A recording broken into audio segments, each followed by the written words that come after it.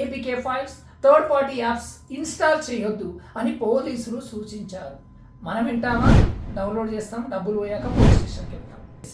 సరైన వివరాలకు టీం ఇచ్చే అప్డేట్స్ను అనుసరించాలని సూచించింది. మనం వింటారా? వాళ్ళకి నచ్చింది రాసుకుంటారు. ముందుగా చెప్పాలంటే మీడియా, ఇంకా యూట్యూబర్స్ పర్లేదు, కొద్ది తెలిసి రాస్తారేమో, కానీ మరి మీడియా అయితే ఎగేసుకొని పోతుంటుంది. అది ఏమున్నా ఇంతుంటే ఇంత చేసి రాస్తారు. హాయ్ ఫ్రెండ్స్, నాలెడ్జ్ సొసైటీ మన ప్రభుత్వ లక్ష్యం. ఆ లక్ష్యాన్ని చేరుకునేందుకు అధికారులంతా చిత్తశుద్ధితో పనిచేయాలని ముఖ్యమంత్రి చంద్రబాబు నాయుడు అధికారులతో ఆదేశించారు. మానవ వనరుల శాఖపై ఆయన గురువారం సమీక్షించారు. ఈ సందర్భంగా సీఎం మాట్లాడుతూ ఆన్లైన్, ఆఫ్లైన్ విధానాల ద్వారా అంతర్జాతీయంగా వస్తున్న మార్పులకు అనుగుణంగా విద్యా వ్యవస్థలో మార్పులు తేవాలి. ప్రైవేట్ విద్యా వ్యవస్థను తొక్కేయడం మన విధానం కాదు. ప్రైవేటుకు ధీటుగా ప్రభుత్వ విద్యారంగాన్ని తీర్చిదిద్దాలన్నదే తమ ధ్యేయం అని, రాబోయే రోజుల్లో నాలెడ్జ్ ఎకానమీలో తెలుగు విద్యార్థులు నెంబర్ 1గా నిలవాలి. అంతర్జాతీయ, జాతీయ స్థాయిలో గుర్తింపు తెచ్చుకున్న యూనివర్సిటీలు, అదే విశ్వవిద్యాలయాలు, విద్యా సంస్థలకు ప్రత్యేక బృందాలను పంపించి అక్కడ బోధన, అభ్యాసన పద్ధతులపై అధ్యయనం చేయాలి. దానికి అనుగుణంగా కరికులంలో మార్పులు చేసి ఎన్ఐఆర్ఎఫ్ గ్లోబల్ ర్యాంకింగ్స్ మెరుగుదలకు చర్యలు చేపట్టాలి. Civil aviation, green energy, tourism రంగాల్లో భవిష్యత్ అవకాశాలు అంచనా వేసి ఆయా యూనివర్సిటీల ఏర్పాటుకు చర్యలు చేపట్టాలి. స్కిల్స్, ఎంప్లాయ్మెంట్ బ్యాలెన్స్ చేయాల్సి ఉంది. ఇందుకోసం అమరావతి రాజధానిలో ఏర్పాటు చేసే రతన్ టాటా ఇన్నోవేషన్ హబ్తో రాష్ట్రంలోని 5 జోన్లలోని స్కిల్ డెవలప్మెంట్ సంస్థలను అనుసంధానిస్తాం. డిజిటల్ టీచింగ్, లెర్నింగ్ పై దృష్టి సారించాలి. సొసైటీ అవసరాలను బట్టి స్కిల్ అప్గ్రేడేషన్ చేపట్టాలి. వొకేషనల్ విద్యపై దృష్టి సారించాలి. పాఠశాలలో రేటింగ్ మెరుగుదలకు కలెక్టివ్ టీం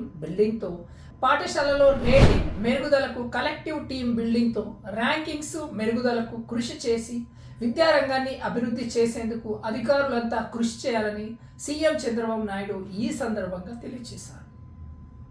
రాజకీయాల్లోకి అల్లు అర్జున్ స్పందించిన Bunny team. Icon star Allu Arjun త్వరలో రాజకీయాల్లోకి రానున్నని వార్తలను ఆయన టీం కొట్టి పారేసింది. ఎలాంటి నిరాధార తప్పుడు వార్తలను నమ్మొద్దని కోరింది.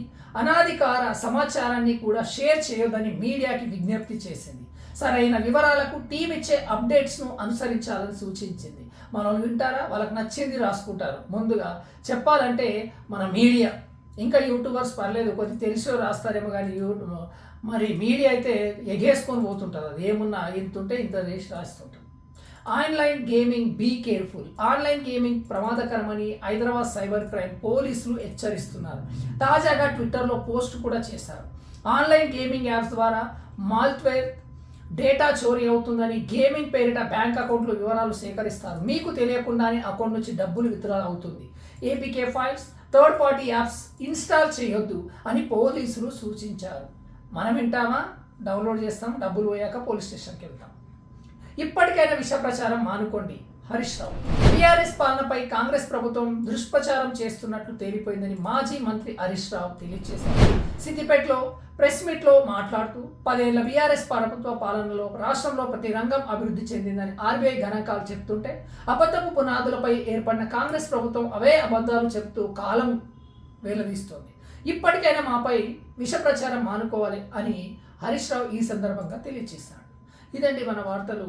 దయచేసి మీకు వీడియో కనుక నచ్చినట్లయితే నలుగురికి షేర్ చేయండి, ఛానల్ని సబ్స్క్రైబ్ చేయండి. Thank you.